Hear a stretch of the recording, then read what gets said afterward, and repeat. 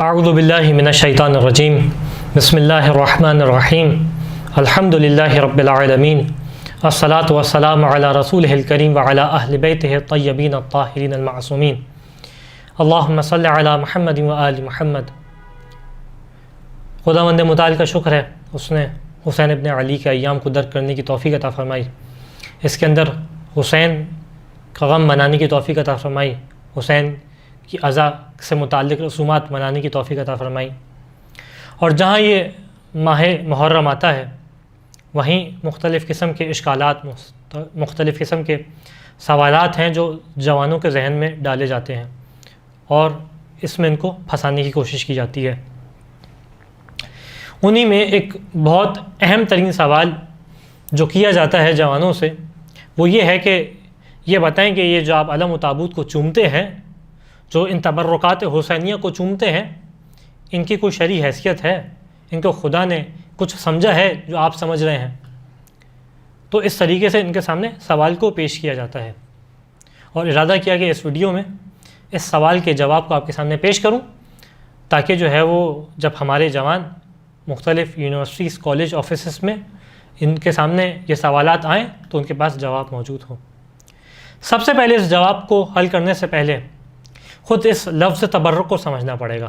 تبرکات حسینیہ کے اندر ہمارا دائرہ عموم ہے، یعنی اس کے اندر جو تبرک ہم نیاز کے طور پہ لیتے ہیں وہ بھی شامل ہے اور باقی متبرک چیزیں جس میں علم، تابوت، زری اور یہ تمام چیزیں شامل ہوتی ہیں۔ تو تبرک عربی کے اعتبار سے جو علم صرف پڑھتے ہیں، جنہوں نے عربی کے قواعد کو جانا ہے، وہ اس کو بات کو اچھے سے درک کریں گے کہ اس کا اوریجن ورڈ جہاں سے یہ لفظ نکلا ہے وہ ہے برکہ، بارکہ۔ اس کے اہل لغت نے دو معنی کیے۔ ایک معنی یہ ہے کہ کسی چیز میں زیادتی اور نمو، ایک معنی یہ ہے کہ زیادتی اور نمو ہونا، جس چیز میں زیادتی اور نمو اس کے لیے ہم برکہ کا لفظ استعمال کرتے ہیں۔ مثال کے طور پہ خداوند متعال نے قرآن میں سورہ مبارکہ اسراء میں فرمایا کہ سبحان الذی اسریٰ بعبدہ من المسجد الحرام الی المسجد الاقصی الذی بارکنا حولہ لنریہ من آیاتہ، کہ پاک و منزہ ہے وہ ذات جس نے اپنے عبد کو ایک رات میں مسجد حرام سے مسجد اقصی تک پہنچا دیا۔ الذی بارکنا حولہ، کہ جس نے اس رات کے اندر برکت عطا فرمائی۔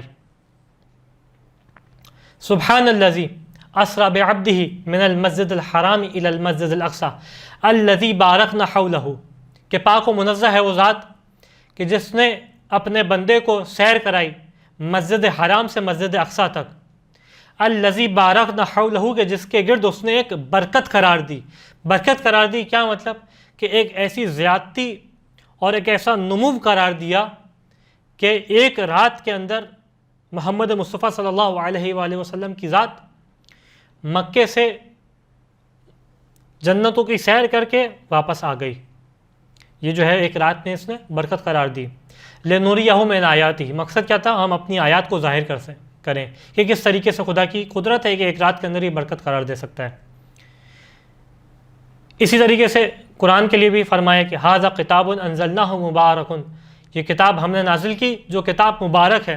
مبارک کہنے کی وجہ کیا تھی؟ کہ اس کے اندر معانی کے اعتبار سے اور مطالب کے اعتبار سے گزشتہ کتابوں کی نسبت زیادہ معانی اور مطالب ہیں، اور اسی طریقے سے یہ کتاب گزشتہ کتابوں کی طرح سے محدود زمانے کے لیے نہیں ہے بلکہ تا قیامت یہ کتاب ہے۔ تو خدا نے اس کو مبارک کہا کیونکہ اس کے اندر زیادتی اور نمو تھا۔ اسی طریقے سے ایک دوسرا معنی بھی ہے، وہ کیا ہے؟ اور وہ یہ معنی ہے کہ ثبات اور دوام، کسی چیز میں ثبات رہنا، کسی چیز کا دائمی ہونا۔ اور اس کی مثال وہی ہے کہ بارک علی محمد و آل محمد۔ کیا مطلب؟ کہ وہ برکتیں اور وہ شرافت اور وہ کرامت جو آل محمد کو اے خدا تو نے عطا کیا ہے اس کو دوام عطا فرما، اس کو ہمیشہ قائم و دائم رکھ۔ یہ اس طریقے سے اس کا معنی کیا۔ اچھا، یہ تو وہ معنی تھے جو اس کے لغوی معنی ہیں۔ اصطلاحی معنی کیا ہے اس کا؟ اصطلاحی معنی یہ ہے کہ طلب الخیر الالہی فی الشیء، کسی بھی شے کے اندر خدا سے خیر طلب کرنا، یعنی وہ خیر جو جس کی نسبت خدا کی جانب ہو وہ کسی شے کے اندر ایجاد ہو جائے، اس کو ہم کہتے ہیں برکت۔ اب لہٰذا یہ برکت کا مفہوم بہت وسیع ہو جاتا ہے، کیونکہ مختلف اشیاء ہیں جس کے اندر ہم خدا سے خیر طلب کرتے ہیں جن کے ذریعے سے۔ اور یہ کون سی اشیاء ہیں، اس کا قاعدہ کیا ہے؟ اس کا قاعدہ یہ ہے کہ آثار انبیاء ہوں، یہ انبیاء کے باقیات ہوں، کیونکہ یہ وہ ہستیاں ہیں انبیاء کہ جن کا خدا سے براہ راست رابطہ ہے جبرائیل کے ذریعے سے، تو لہٰذا ان ہستیوں کی ذات کے اندر خدا نے برکت قرار دی۔ اب جو ان سے منسوب چیزیں ہوں گی، جو ان کے باقیات ہوں گے، جو ان کے آثار ہوں گے، ہم ان کے ذریعے سے خدا سے خیر طلب کریں گے۔ جب ہم ان اشیاء کے ذریعے سے خدا سے خیر طلب کرتے ہیں، اس کا مطلب یہ نہیں ہے کہ ہم اس مادی شے سے خیر طلب کر رہے ہوتے ہیں۔ جب ہم علم و تابوت کے پاس جاتے ہیں تو ہمارا مقصد ہرگز یہ نہیں ہوتا کہ ہم اس بات کے قائل ہو گئے کہ اس مادے کے سامنے جو ہمارے سامنے ہے عرضاً ذاتاً کوئی خیر آ گیا ہے، بلکہ اس کو ہم ذریعہ بناتے ہیں خدا سے خیر طلب کرنے کا۔ کیوں؟ کیونکہ یہ آثار اولاد انبیاء ہیں، یہ آثار انبیاء میں سے ہے، لہٰذا ہم اس سے خیر طلب کرتے ہیں۔ یعنی اب اس نظریے سے تبرکات کو دیکھا جائے تو یہ شاخ ہے، اور اگر سادہ الفاظ میں کہوں تو چھوٹا بھائی ہے توسل کا۔ جو توسل کا قائل ہے کم از کم وہ تبرکات الہی کا منکر نہیں ہو سکتا۔ یعنی جو اس بات کا قائل ہے کہ خدا تک پہنچنے کے لیے راستے کو اختیار کیا جائے، کسی براہ راست خدا سے بات نہیں کی جاتی، خدا کو بات کرنی ہو تو نبی یا قرآن کو نازل کرتا ہے، تو اس نظریے کا قائل ہے اس کو تبرک کے لیے کوئی مشکل پیش نہیں آنی چاہیے، کیونکہ ہم اس بات کے قائل ہیں کہ خدا نے جو نسبت اس سامنے والی شے کی ایک عظیم ہستی سے ہے، ایک امام سے ہے، ایک معصوم سے ہے، ایک نبی سے ہے، تو اس نسبت کے سبب سے اس کے اندر ایک محبوبیت الہی پیدا ہو گئی ہے، ایک تکریم الہی پیدا ہو گئی ہے، ایک شرف الہی پیدا ہو گیا ہے، جس کے سبب سے ہم خدا سے رابطہ کر رہے ہیں۔ جس طریقے سے مسلمان قائل ہیں کہ مختلف قسم کی زمینیں برابر نہیں ہیں، ایک کعبے کی زمین ہے، ایک میرے گھر کی زمین ہے، دونوں برابر نہیں ہیں، کعبے کی زمین کے اندر ایک شرف ہے، ایک کرامت ہے جو خدا سے نسبت کی وجہ سے ہے، جس طریقے سے وہاں پہ ہے اسی طریقے سے جو سبب ہے وہاں پہ نسبت خدا سے ہونا، اسی طریقے سے جہاں بھی یہ نسبت پائی جائے گی یہ کرامت آئے گی۔ اب آتے ہیں، اگر اس نظریے تک آپ ساتھ ہیں تو اب آتے ہیں اس کی ادلہ کے اوپر کہ جو بات ہم نے کہی آیا یہ شریعت اسلامی میں کوئی حیثیت رکھتی ہے یا صرف ہمارے ذہن کا خیال ہے۔ تو اس کی دو دلیلیں قرآن سے پیش کروں گا، ویسے ادلہ بہت ہیں کیونکہ ویڈیو کا سائز جو ہے ہم نے طویل نہیں رکھنا، اس خاطر جو ہے وہ دو دلیل قرآن سے پیش کروں گا جہاں قرآن میں خدا یہ بات نقل کرتا ہے۔ پہلی دلیل جناب حضرت یوسف کا قصہ کہ جب حضرت یوسف کے بھائی جناب یوسف کے پاس آئے اور آنے کے بعد جو ہے وہ تمام ایک واقعہ پیش آیا جو آپ سب کے علم میں ہوگا۔ اس کے بعد جو ہے جب انہوں نے پہچان لیا جناب یوسف کو اور پہچاننے کے بعد واپس مصر واپس اپنے والد کے پاس آنے لگے، حضرت یعقوب کے پاس آنے لگے، تو حضرت یوسف نے اپنی قمیص ان کو دی، اور سورہ مبارکہ یوسف میں آیت نمبر 93 سے 96 تک اس کو نقل کیا گیا کہ اذهبوا بقمیصی ھذا فألقوه علی وجہ ابی یأتی بصیرا، کہ اس قمیص کو لے جاؤ جو میری قمیص ہے اور اس کو لے جا کے میرے بابا کے چہرے پہ مل دینا، میرے بابا کے چہرے پہ مس کر دینا، فیأتی بصیرا، جب تم اس کو بابا کے چہرے پہ لگاؤ گے تو ان کی بصارت آ جائے گی۔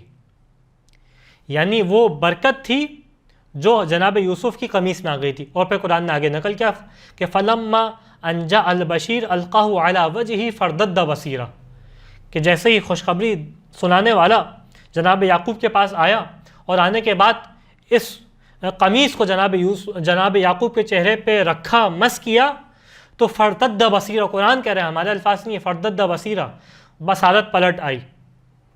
تو اس طریقے سے جناب یوسف کی قمیص میں برکت تھی۔ اس قمیص کی خاصیت کیا تھی؟ اس کے دھاگے کے اندر کوئی خاصیت نہیں تھی، بلکہ خاصیت کیا تھی؟ نبی خدا سے منسوب تھی، اس کا ایک رشتہ تھا نبی خدا سے۔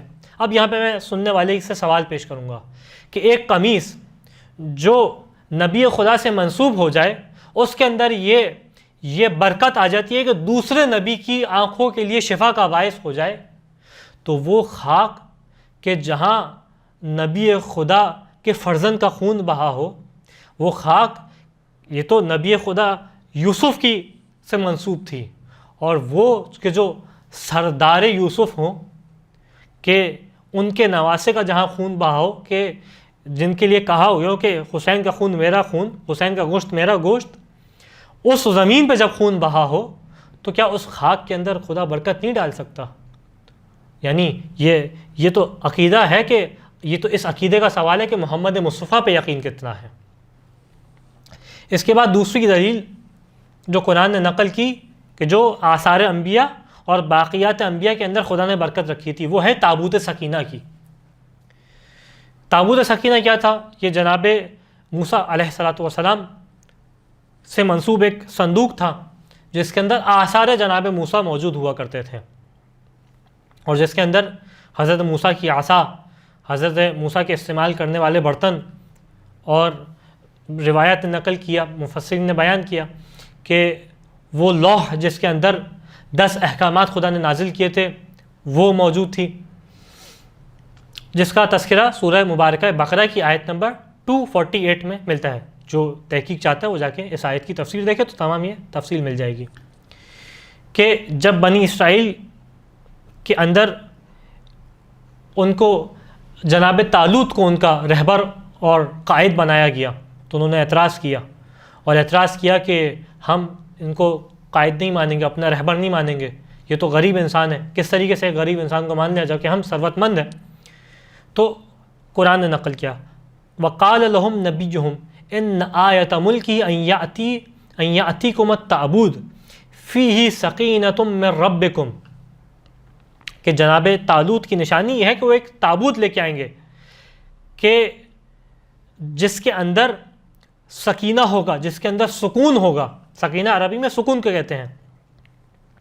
وَبَقِيَةٌ مِّمَّا تَرَكَ آلُ مُوسَىٰ وَآلُ ہارون، اور اس کے اندر وہ باقیات ہوں گے کہ جو جناب موسیٰ کے باقیات ہیں، آل موسیٰ کے باقیات ہیں اور آل ہارون کے باقیات ہیں، اور اس کا مقام کیا ہوگا کہ تحملہ الملائکہ، اس کو ملائکہ اٹھائے ہوئے ہوں گے، ملائکہ حمل کیے ہوئے ہوں گے۔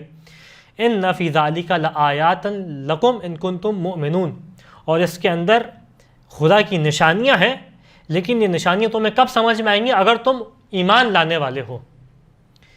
لہٰذا اس کے بعد جو ہے وہ تابوت جناب بنی اسرائیل کے ساتھ رہتا تھا۔ مفسرین نے بیان کیا، اور جب بھی کسی جنگ میں جانا ہوتا تھا تو اس تابوت کی برکت یہ تھی کہ انہیں ساتھ لے کے جاتے تھے اس تابوت کو، اور ان کو جنگ میں فتح و کامیابی ملتی تھی اس تابوت کے سبب سے۔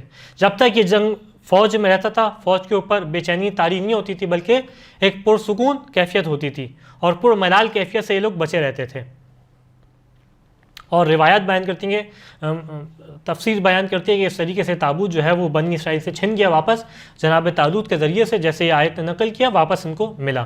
لیکن اہم ترین نقطہ جو یہاں پہ ہے، وہ جو اس تابوت کی اہمیت کے اوپر دلیل بنتا ہے، وہ کیا ہے؟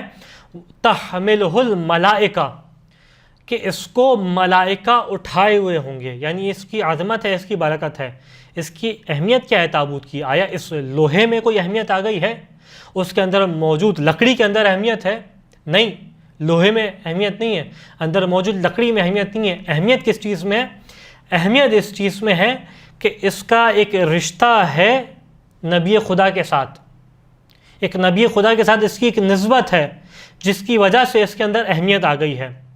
تو اب میں سننے والوں کے سامنے ایک سوال پیش کروں گا کہ جب آثار جناب موسیٰ ہوں، اور آثار آل موسیٰ ہوں، اور آثار آل ہارون ہوں، اس کے اندر خدا برکت عنایت فرما سکتا ہے، ایسی برکت عطا فرما سکتا ہے کہ جس کے سبب سے یہ اس تابوت کے اندر خدا کہے کہ سکون ہو، اس تابوت کے اندر ایسی برکت ہو کہ اسے ملائکہ اٹھا کے پھریں۔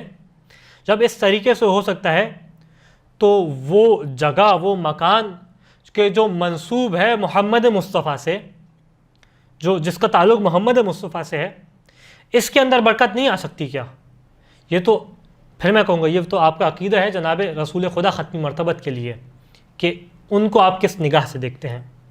اسی طریقے سے قرآن میں اور بھی مختلف ادلہ ہیں جو بیان کرتے ہیں اہمیت کو متبرکات کی، آثار انبیاء کی، باقیات انبیاء کی، جس کی طرف اشارہ کروں جا کے اب وقت نہیں ہے کہ تمام ادلہ کو پیش کیا جا سکے۔